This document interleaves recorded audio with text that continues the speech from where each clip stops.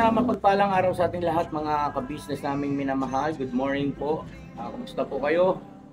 At salamat po ng marami sa patuloy na suporta sa kabuuan ng ka-business family. Yun, thank you so much po. So yun na yung vlog ko na ito mga ka-business, singit ko lang po at kailangan din naman kasi dahil nga po yung ating mga reactors ay nagbitiw na at nagpahayag na ayaw na nilang maging reactor ng ka-business official, no, o sa ka-business family. Ayan, at ang naging dahilan, batay sa aking pagkakaalam po, ay yung naging statement ni Papa Dins doon sa kanyang naging vlog sa mga nakaraan. Sa akin lang po ay hindi na siguro natin kailangan pang magturuan, magsisihan kung sino yung tama, kung sino yung mali. At ang pakiusap ko lang ay sana wag nating matitigan yung ganoong pangyayari para maapektuhan naman yung ating pagiging magkaibigan, no, do sa mga naging reactors ko po. Andyan na yan, nagpahayag na kayo na ayaw nyo na maging reactors, ay igagalang ko po yan o iginagalang ko po yun, no? Huwag kayong mag-alala kasi hindi naman magbabago yung katotohanan na tayo ay mayroong mga mabubuting pinagsamahan at hindi may alis na kayo ay naging bahagi ng ka-business family. Ano po? Sana sa paghiwa-hiwalay natin, ano po, dun sa mga reactors, kay Ma'am Fleurs, kay Ma'am Analisa, kay Ma'am Alminda, kay Sir Taong Gala, si Sir Allen pala, no, ay parang hindi siya yata kasali sa mga nagbitiw, no, ng mga reactors. Anyway, doon sa mga ayaw na ay maraming salamat sa naging bahagi nyo po sa ka-business official, sa ka-business family, kay Papa Dins TV. Yan, maraming salamat po sa effort niyo. Hindi namin makakalimutan po yon. Lalo na nung mga panahon na madalas pa tayong nagkakaroon ng oras sa isa't isa para mag-usap-usap sa GC. At simula nga po nung namayapa ang Sir Anime ay tumamlay na rin yung ating pag-uusap o ika nga ay sabi nga ni Sir Taong Gala, yung kumustahan, nalimitahan. At ayun po kasi siyempre si Sir Anime, siya yung aking inilagay dyan sa mga reactors na pinaka nangunguna. Ano po? Ngayon, hindi naman po may pagkakaila na may pinagdadaanan din po ang ka-business official, yung ating YouTube channel. Pagdating sa mga views, talagang mababa po sa ngayon mga ka-business naming minamahal. At bukod pa doon, meron pa mga dagok o problema na dumating sa pamilya, sa mga extended family natin, na siyempre hindi may tatatwa na nakaguhit ng damdamin yun sa akin. Nga lang kasi tapos na, nangyari na. Itong sinasabi ko ay para lang maalis yung agam-agam po ng bawat isa sa atin na para bagang hindi ko na kayo pinapansin. Hindi naman po sa ganon. Kaya lang kung kayo man ang nasa sitwasyon ko, ay alam ko may intindihan nyo rin po ako. Diba, mga ka-business? At hindi rin naman biro kasi yung dumating na mga pagsubok sa akin. At doon sa mga nagsasabi po na Wala namang ibang dapat sisihin dyan ka-business, kundi ikaw ang may kasalanan dyan. Sige lang, pero isang bagay lang po ang aking sasabihin sa inyo na pare-parehas po nating hindi ito ginusto, mga ka-business. Nga lang kasi talagang nangyari. So dahil sa nangyari, harapin natin ang buong giting at matatag, mga ka-business, at positibo. Ano po? Kasi hindi marapat na kapag tayo ay dumadaan sa mga pagsubok o problema sa buhay o anumang sitwasyon ay panghinaan tayo ng loob, o hindi naman kaya ay negatibo yung ating magiging pananaw. Ang sa akin lang ay bahagi po ito ng proseso. Ano po, mga ka-business, na sa bawat isa sa atin ay pagdating sa hinaharap, Diyos lang ang tanging nakakaalam kung kailan yon at kung ano yon, na yung ating mga naging karanasan ay magagamit natin. Ano po, na para lalo tayong maging mahusay ba, maging kumbaga ma-improve yung ating kanya-kanyang sarili, lalo pa nga sa pagdadala ng YouTube channel, no, pag-handle o pagmamanage. At syempre ganun din yung kung papaano ang magiging aktwasyon natin kapag halimbawang sandamakmak yung mga na-encounter natin na mga syempre hindi tayo gusto. Ano po, bagaman yan ay alam naman ng bawat isa sa atin na bilang isang nasa mundo ng social media ay talagang we cannot please everybody. Meron talagang masasabi at may masasabi sa yung ibang tao. Ano na yun, given up po yun. At madalas nga yan ang ating nagiging bukang bibig bilang isang YouTuber o vlogger o maging yung mga viewers natin na nanonood, no, sa social media. Sabi nga ay dapat handa ang inyong sarili, o hindi kaya ay dapat sanay na kayo dyan. Kung ayaw nyo, huwag kayong mag-social media. Ayan, di ba? May mga ganyan, no? Totoo naman yon, mga ka-business naming minamahal. Kaya lang, hindi mo pa rin may tatanggi bilang tao, ay may pagkakataon na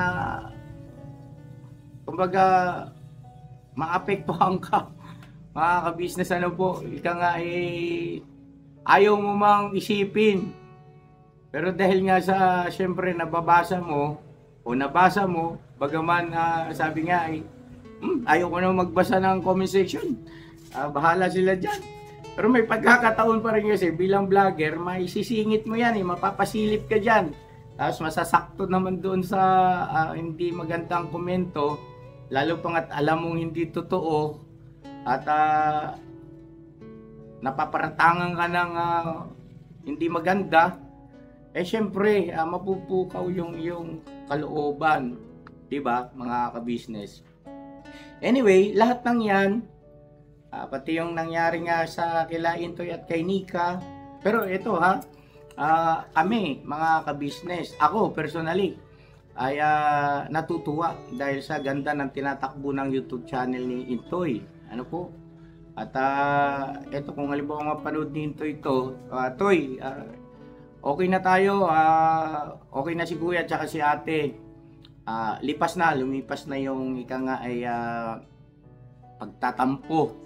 Ganoon talaga nagkakaroon ng tampuhan. Okay na at ganda. Pagpatuloy mo yan, diskarte mo, alright yan. At yun naman ang pinakalundo ng aking pagsisika para sa inyong lahat.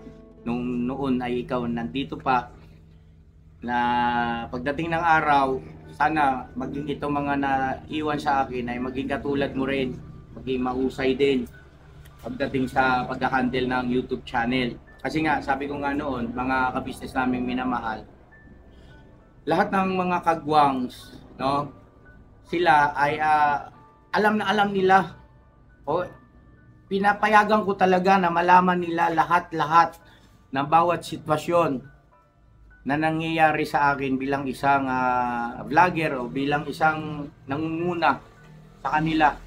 Maging yung aking YouTube studio, alam ng mga yan eh. Ibig sabihin yung sahod ko, nakikita nila yung cellphone ko, pinagkakatiwala ko. Ang ibig ko lang sabihin ay ang pinakalundo ng aking pagsasanay, pagtuturo, pagpapaalala ay yan, yung kayo ay umunlad at si Intoy ay malapit nang magtagumpay. Advance congratulations at huwag ka na mag-alala, kasi okay na kami ni ate at ganun talaga kasi alam mo naman eh, basta tama na yun, okay na yun, no need to explain. Basta kayo masaya na kami at proud kami sa tinatakbo ng iyong YouTube channel.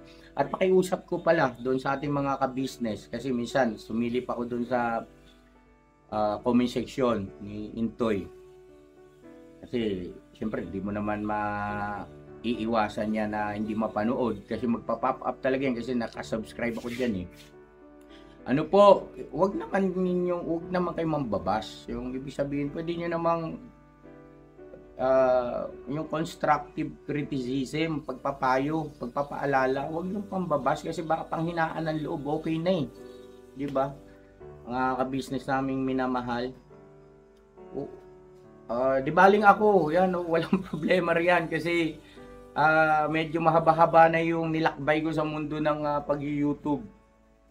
At bagaman alam ko aral na rin si Intoy sa ganyan, pero baka masobrahan, panghinaan ng loob, huwag naman sana, no?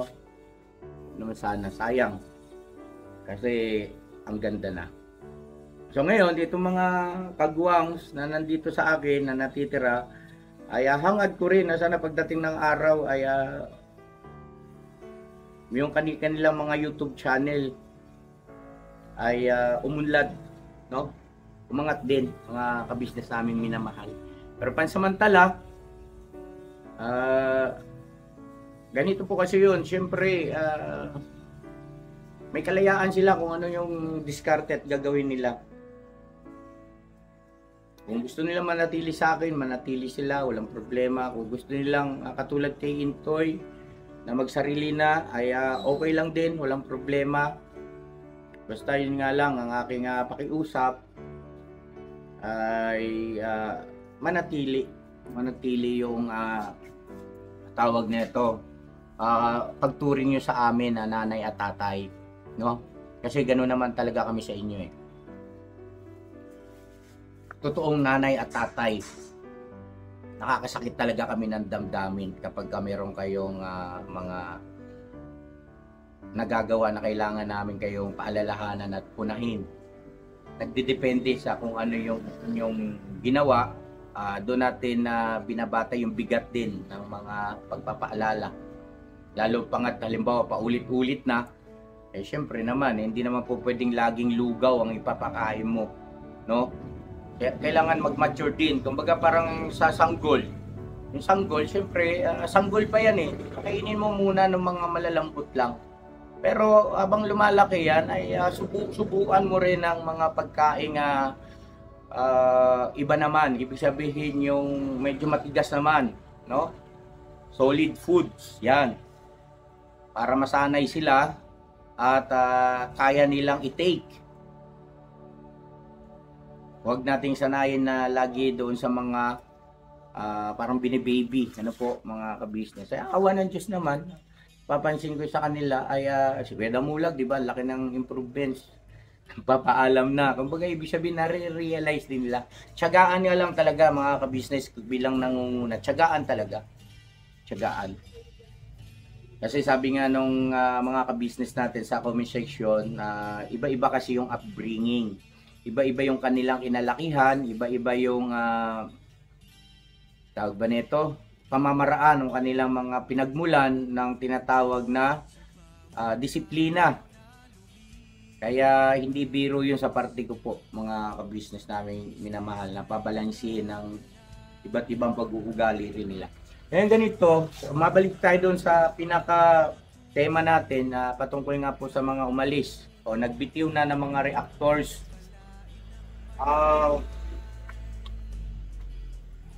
Wala po kaming kahit katiting na pinanakit o sama ng loob sa inyo. Kay Ma'am Fleurs, alam mo Ma'am Fleurs kung gaano kita iginagalang. Sa simula't simula pa. At sobrang proud ako na merong ako nakilalang isang Ma'am Fleurs na professional po yan, mga ka-business. Siya ay nasa education po ang kanyang profesyon. Ano po, mga ka-business naming minamahal. Na naging parte at nagmahal sa kabuhan ng ka-business family.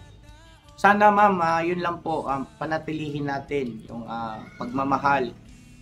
At yung pagbibitiw ng bilang reactor ay hanggang lang yun doon, no? Pero hindi dapat tayo papayag na maapektuhan yung pagiging magkaibigan, yung mababa-habaring panahon na pinagsamahan, na yung mga panahon na aktibo tayong lahat dyan sa GC natin, at daman-daman natin yung pagmamalasakitan. Sana manatili yon dito sa puso at isip natin. At sinasabi ko ito hindi dahil sa iniisip ko na si Ma'am Fleurs ay hindi ganoon, kundi na-address ko lang po no yung iba pa na lalo na yung ating mga viewers. Kay Ma'am Analisa, alam mo kung paano kita inirespeto, 'di ba? Hindi lang dahil sa ikaw ay reaktor, kundi bilang isang individual o kababayan, kapwa-tao. Diba ma'am? Lalo pa nga isa ka sa mga itinuturing na mga bagong bayani ng bayan natin bilang isang OFW. Kay Ma'am Alminda, alam nyo kung paano ko kayo iginagalang, pinahalagahan, respeto, no? Siyempre si Sir Taong Gala, Sir. Nga pala sir, napanood ko yung iyong parang tawag ba nito, yung sign off na video. Tumatagos sir, grabe no. Hindi na pasensya ka na ha. May usapan tayo pero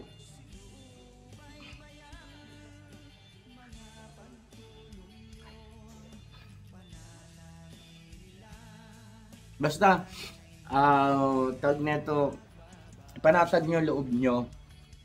Patuloy pa rin tayong magsuportahan, maghilaan pataas. At hanggang lang yun doon, no?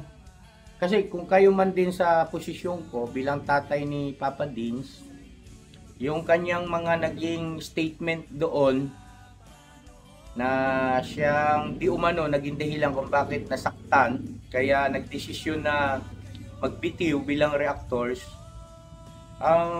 Humingi na ng sorry si Papa Dins, di po ba? Nagpaliwanag na siya. Sana po ay maluwag din sa dibdib natin na tanggapin yon. At yung mga nagsasabi sa comment section na mga kababayan, mga ka-business natin na yan naman kayo eh. Kung kailan kayo nakagawa na ng mali, saka kayo magsusorry-sorry. Ay talagang ganun po. Wala namang sorry na wala ka pang nagagawang mali. Ang mahalaga riyan ay marunong mag-accept at humingi ng pasensya. Kasi yung mga nagagawa nating mali, hindi naman natin talaga sinasadya yan eh. Hindi natin yan gusto na magkamali. Kaya lang kasi mapagtatanto mo na ikay nakagawa na ng mali, tapos na. Ang masama, napagtanto mong ikay nakagawa ng mali, tapos baliwala lang sa'yo. At hindi mo magawang humingi ng paumanhin sa kapwa mo. Yun ang mali. Di po ba? Ang sa akin lang po ay sana tanggapin nyo rin po yung paghingi ng paumanhin ng aking anak. Hindi rin naman mabuti kung sisihin pa natin si Papa Dins, di po ba? Kasi anak ko yan eh. Kumbaga, damdamin niya yun. Maaaring sa pakiwari ninyo ay nagkamali ng paghanay ng mga pangungusap. At ang sabi nga po doon ay dapat kasi tinumbok niya na kaagad. Well, agree ako doon. Kanya lang kasi hindi rin tayo yung nasa posisyon ng damdamin ni Papa Dinsi bilang anak. Nakikita niya yung ganyan yung sitwasyon. Siyempre nag-aalala rin yan at ika nga ay concerned din. Nakikita niya ibang-iba yung sitwasyon ng mga abuse ng papa niya, business official, kumpara sa dati. Tapos mas lalo pang dumami yung mga nagsasalita ng hindi maganda sa atin. Kayo man bilang anak, di ba, ganyan ninyong magulang ninyo, ay sa palagay ko walang pagtatalo na mag-iisip ka at hindi ka papayag ng ganun. Kumbaga, gagawa ka ng hakbang. At yun nga po, ang naging hakbang ng aking anak ay hindi naging positibo yung ibinunga doon sa ating mga mahal na reactors. Kaya sila nagdesisyon na magbitiw na sa pagiging reactors. At iginagalang ko po yun iginagalang ko yung inyong desisyon, mga ka-business. Iginagalang ko po yung desisyon ng mga reactors natin. Kasi yun ang kanilang nadamay. Pero hindi yun ang layunin ni Papa Dins. Di ho ba, no?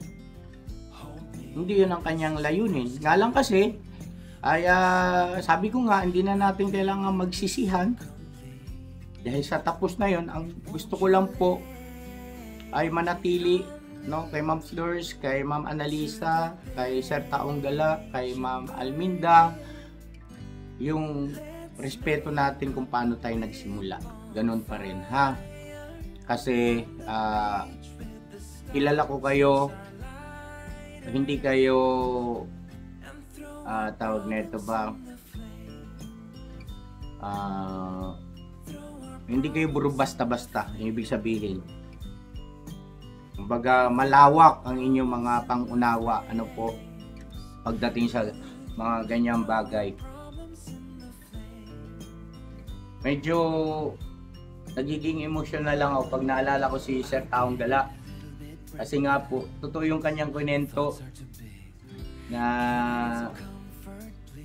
siyempre magpa-pop up kasi sa akin po yun yung mga vlog niya na pagre-reaction sa akin noon kay Bong nung kasagsagan pa lang na hindi ko pa siya kilala. Tapos sabi ko, mahusay ito kako.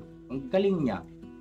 Yung the way siyang yung bang pag nagsasalita parang radio announcer yung boses niya. Tapos pagdating din sa pagpapaliwanag, magaling.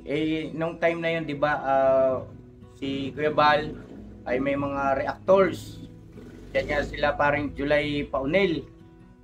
Sabi ko, ano kaya kasubukan ko? Ayun, nag-usap kami at nagkasundo naman po. Kaya maraming salamat, Sir Taong Gala, ha. Proud ako sa iyo.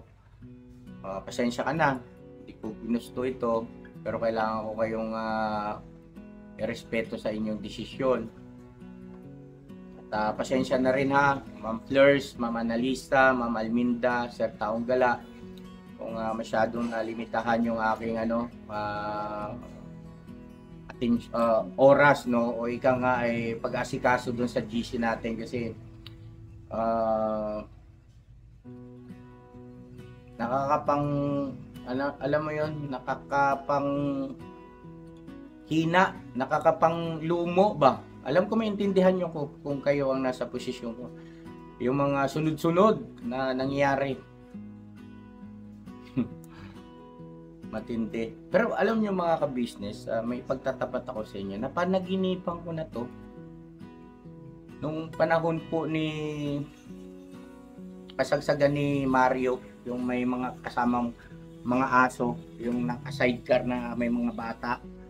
Tapos pinakilala niya na mga anak niya, hindi naman pala. Sige Mario, hinatid natin sa Bulacan. Napanaginipan ko to, pero binaliwala ko lang. Nakita ko raw na konti na lang yung nanonood. minsan pala may ganun ano, mga ka-business naming minamahal. Na minsan sa panaginip natin may gusto palang ipahiwatig o paalala. Ano po? Anyway, sa kabila ng ganitong sitwasyon ng inyong abang lingkod, mga ka-business, ay positibo pa rin at buong buo pa rin ang aking loob, mga ka-business, na magpapatuloy tayo. Siyempre, di ba? Buhay naman tayo, malakas. Pangalawa, mantakin mo. Kung noon nga, daan lang yung nanonood sa akin, awa naman ng Diyos ngayon, kahit papaano, libo pa rin sa loob ng 24 oras. Magrereklamo pa ba ako? Di po ba mga ka-business naming minamalo? O talagang malaki, binaba. Pero, pagka ganyan sitwasyon, dapat bukas ang iyong isipan at positibo ang iyong pananaw. Para sa akin, mga ka-business, bahagi lang ito ng proseso. Yung sinasabi ko nga po kanina na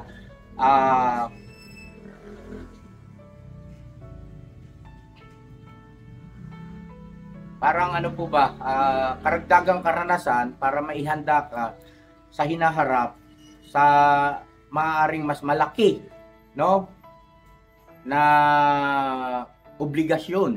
Hindi natin masabi. Basta kay yun ang aking yun ang aking nararamdaman po, mga ka-business.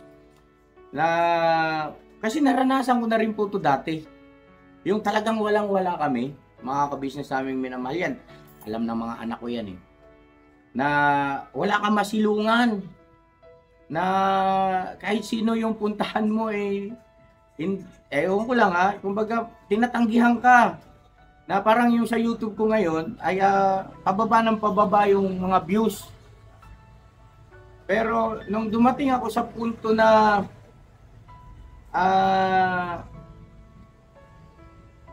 hindi ako sumuko at nanatili ako sa paninindigan ko na hindi pa rin ako gagawa ng masama kasi syempre may mga kaibigan tayo mga ka-business na yung para sa kanila hindi masama pero pagka talagang usapang Kristiyano masama. Halimbawa yung mangungutang tapos paasahin mo yung natangan mo na kasi daw walang nakukulong sa utang. Iniwasan ko talaga yan. Hindi ako pumatol sa mga ganyan, mga ka-business. Mantakin mo, bigla-bigla na lang may regalo ang Panginoon Diyos at nagulat na lang kami. Ito yung sitwasyon namin. Magrereklamo ka pa ba, mga ka-business? Ito na yung sitwasyon namin ngayon, kumpara sa dati. Di po ba? Pagka ganun, wala ka ng kaligayahan sa buhay. Delikado yun pagka ganun po. Ang dami nating dapat ipagpasalamat sa Panginoon Diyos at ang dami pa ring dahilan para tayo ay maging masaya. Yung pagbaba ng views, isa lang yan. Pangalawa, maraming mga nagsasalita ng hindi maganda patungkol sa akin, sa aking pamilya, ay okay lang yan. Ano po? Kung ikukumpara mo, graduate na panganay ko, si Budang graduate na ng college din, tapos si Dave malapit na. O di po ba? Maayos na yung sitwasyon ng pamilya ko. At awa ng Diyos, ganun pa rin naman, meron pa rin naman tayong nagiging pakinabang sa YouTube channel natin na nagagamit sa pamilya. Nga lang, hindi na talaga tulad dati yung kaya nga po, makikisuyo ako dun sa mga viewers natin na nagdaramdam na hindi na kayo na lang nagbablog at tawag nito, hindi na kayo tumutulong. Pasintabi po, pasensya na. Gustong gusto namin tumulong kaya lang may pangangailangan yung pamilya ko at hindi na tulad dati yung sinasahod ko, mga ka-business naming minamahal. Oo, totoo at tama naman na wala sa laki at liit yan sa pagdating sa pagtulong. Ano po, pwede nyo pa ilang kilo ng bigas. Kaya lang po, mga ka-business, kilala na ako bilang ka-business na dati-rati ay nagkakaloob ng 5,000 pesos at 25 kilos na bigas plus grocery sa isang pagkakataon sa tinutulungan natin sa unang pagkakataon, kung sabihin, tapos sa 2 beses sa loob ng isang araw, may mga ganung pangyayari. Ano po, syempre yun ang natititigan din ng ibang mga nakakakilala na sa atin at napipintasan lang tayo. Di ho ba mga ka-business? Hindi naman sa iniintindi ko ba sila. Kaya lang andun yung katotohanan mga ka-business na hindi maganda kasi ang napupulaan mga ka-business. Antay lang tayo. Magtiyaga lang tayo. May gagawin ng Panginoon Diyos dyan mga ka-business. Magtiwala kayo. Magtiwala po kayo. Gagawa at gagawa ang Panginoon Diyos dyan ng himala. Opo. At ayun, medyo mahaba na ito. Napakwento na tuloy ako. Salamat po ng napakarami sa inyo mga ka-business namin minamahal.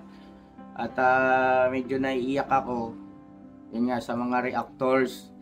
Nga lang ay kailangan ko kayong irespeto sa inyong mga desisyon. At ako po ay buong kababaang loob na humihingi rin ng paumanhin na yung pag-aasikaso ko sa inyo, no, nalimitahan.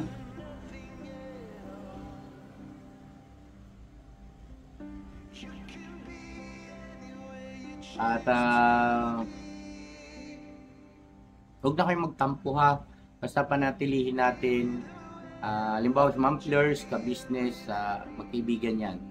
Mama Analisa, ka-business, magkaibigan yan. Sir Taong Gala, ka-business, magkaibigan yan. Ma'am Analisa at ka-business, magkaibigan yan. Ma'am Alminda, no? Magkaibigan yan, panatilihin natin yon, no?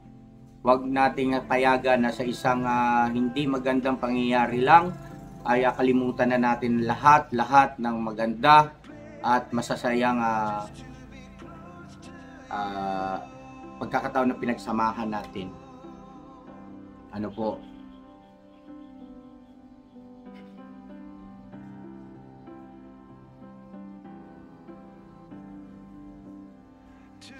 Wala na siguro, okay na ako. At mag-ingat po ha, mag-ingat kayo lagi mga dati kong reactors yan.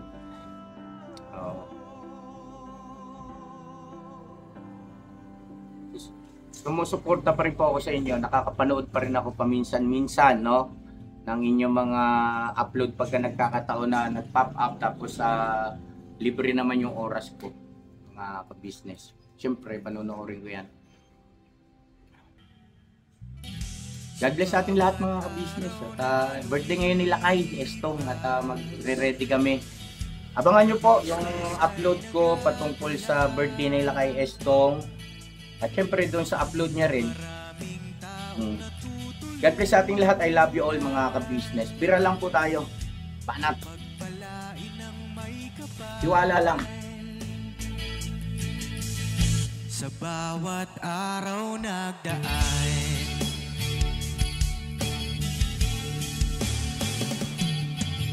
ka-business, business ka-business, Papa Dio, Steve, mahal kayo ng marami. Ang tuwa nila'y walang mapagsidlay. Noong kami niyong natagpuan,